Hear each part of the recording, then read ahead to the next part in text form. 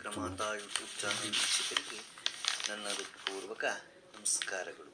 ಸುಭಾಷಿತ: ಕಷ್ಟದಲ್ಲಿ ತಾಳ್ಮೆ, ನಷ್ಟದಲ್ಲಿ ಸಹನೆ, ತೊಂದರೆಯಲ್ಲಿ ಶಾಂತಿ, ದುಃಖದಲ್ಲಿ ಸಮಾಧಾನ ಇದ್ದವರಿಗೆ ಬಾಳಿನಲ್ಲಿ ಯಾವ ಭಯವೂ ಇಲ್ಲ.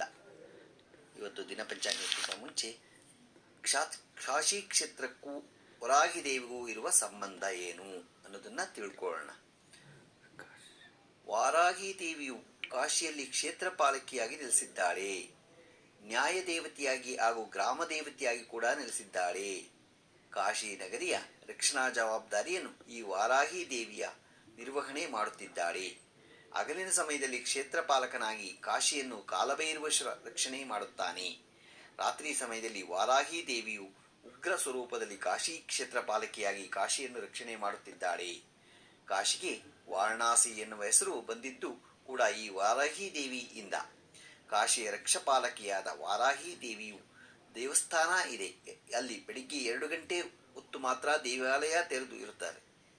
ನಂತರ ಮುಚ್ಚಲಾಗುತ್ತದೆ. ಏಕೆಂದರೆ ವಾರಾಹಿ ದೇವಿಯು ರಾತ್ರಿಯಲ್ಲಿ ಇಡೀ ಕಾಶಿ ನಗರವನ್ನು ರಕ್ಷಣೆ ಮಾಡುವ ಸಲುವಾಗಿ ಹಗಲಿನಲ್ಲಿ ವಿಶ್ರಾಂತಿ ಪಡೆಯುತ್ತಾಳೆ.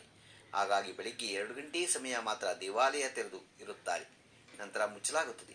ಕಾಶಿಯಲ್ಲಿ ಇರುವ ವಾರಾಹಿ ದೇವಿಯ ದೇವಸ್ಥಾನದಲ್ಲಿ ದೇವಿ ವಿಗ್ರಹ ಭೂಗತವಾಗಿ ನೆಲಮಾಳಿಗೆಯಲ್ಲಿ ಇರುವ ಕಾರಣ ಅಲ್ಲಿ 2 ರಂಧ್ರಗಳು ಇದೆ. ಇಲ್ಲಿ ಭಕ್ತರು ಬಂದು ಒಂದು ರಂಧ್ರದಲ್ಲಿ ದೇವಿಯ ಮುಖ ದರ್ಶನ ಪಡೆಯಬಹುದು, 2ನೇ ರಂಧ್ರದಲ್ಲಿ ದೇವಿಯ ಪಾದಗಳ ದರ್ಶನ ಪಡೆಯಬಹುದು. ಇವುಗಳ ಉಗ್ರ ಸ್ವರೂಪದ ವಿಗ್ರಹವನ್ನು ನಾವು ನೇರವಾಗಿ ನೋಡಲು ಆಗಲ್ಲ. ಒಂದು ವೇಳೆ ನೇರವಾಗಿ ನೋಡಿದರೆ ಅದರ ಶಕ್ತಿ ಪ್ರಭಾವವನ್ನು ತಡೆದುಕೊಳ್ಳಲು ಆಗಲ್ಲ. ಹಾಗಾಗಿ ಅಲ್ಲಿ 2 ರಂಧ್ರದ ಮೂಲಕ ಅಲ್ಪ ಸ್ವಲ್ಪ ದೇವಿಯ ದರ್ಶನ ಪಡೆಯಬಹುದು. ಈ ವಾರಾಹಿ ದೇವಿ ಕಾಶಿಯಲ್ಲಿ ಗ್ರಾಮ ದೇವತೆ ಮತ್ತು ನ್ಯಾಯ ದೇವತೆಯಾಗಿ ನೆಲೆಸಿದ್ದಾಳೆ. ಹಾಗಾಗಿ ಕೋರ್ಟ್ ಕೇಸ್ಗಳಂತಹ ಸಂದರ್ಭದಲ್ಲಿ ತನ್ನ ಭಕ್ತರಿಗೆ ಸರಿಯಾದ ನ್ಯಾಯ ಪರವಾಗಿ ನಿಂತು ನ್ಯಾಯ ಕೊಡಿಸುತ್ತಾಳೆ. ಹಾಗೂ ಎಲ್ಲ ಏನೇ ಕಷ್ಟ ಇದ್ರೂ ಅದನ್ನು ಪರಿಹರಿಸುತ್ತಾಳೆ. ಅದನ್ನು ನಾವು ಕೇಳ್ಕೋಬೇಕು. ಇವತ್ತು ನಾವು ವಾರಾಹಿ ದೇವಿ ಬಗ್ಗೆ, ಕಾಶಿಯಲ್ಲಿರುವ ವಾರಾಹಿ ದೇವಿ ಬಗ್ಗೆ ತಿಳ್ಕೊಂಡು ಈಗ ದಿನಪಂಚಾಂಗವನ್ನು ತಿಳ್ಕೊಳ್ಳೋಣ. ದಿನಾಂಕ 6/5/2024 ಸೋಮವಾರ, ಶ್ರೀ ಕ್ರೋಧಿನಾಮ ಸಂವತ್ಸರ ಉತ್ತರಾಯಣ, ವಸಂತ ಋತು, ಚೈತ್ರ ಮಾಸ, ಕೃಷ್ಣ ಪಕ್ಷ, ತಿಥಿ ತ್ರಯೋದಶಿ, ಹಗಲು 1 ಗಂಟೆ 1 ನಿಮಿಷ, ನಕ್ಷತ್ರ ರೇವತಿ, ಹಗಲು 4:29, ಮಳೆ ಭರಣಿ 2ನೇ ಪಾದ, ರಾಹುಕಾಲ 7:35 9:10, ಗುಳಿಕ ಕಾಲ 1:54 3:29, ಯಮಗಂಟ ಕಾಲ 10:45 12:19.